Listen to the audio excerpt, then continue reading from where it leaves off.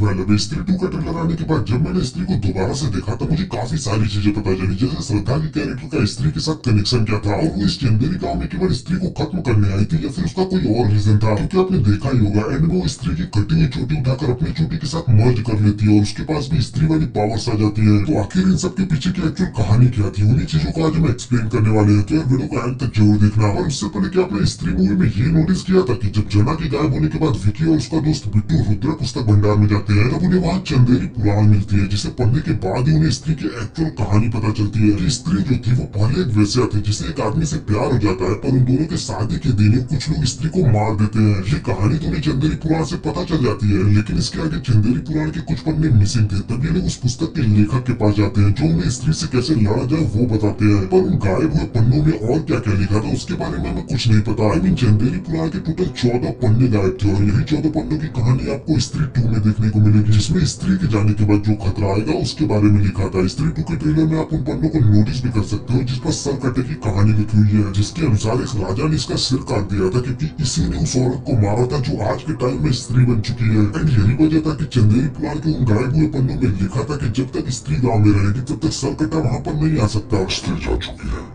और चंदेरी पुराण के कोई पन्नों में साफ साफ लिखा था कि स्त्री के जाते ही वो आएगा। खैर ये तो स्त्री 2 की कहानी होने वाली है, पर जैसा मैंने कहा डायरेक्टर ने स्त्री मूवी में काफी सारे डिटेल छोड़े हैं जिसे हमने मिस कर दिया था। जैसे कि आपको इतना तो पता ही होगा कि चंदेरी में हर साल 4 दिन की पूजा होती थी और केवल इन्हीं 4 दिनों में स्त्री अपने शिकार पर निकलती थी, यानी कि हर साल पूजा से पहले ही लोग अपने घर पे लिखवाते थे ओ स्त्री कल आना।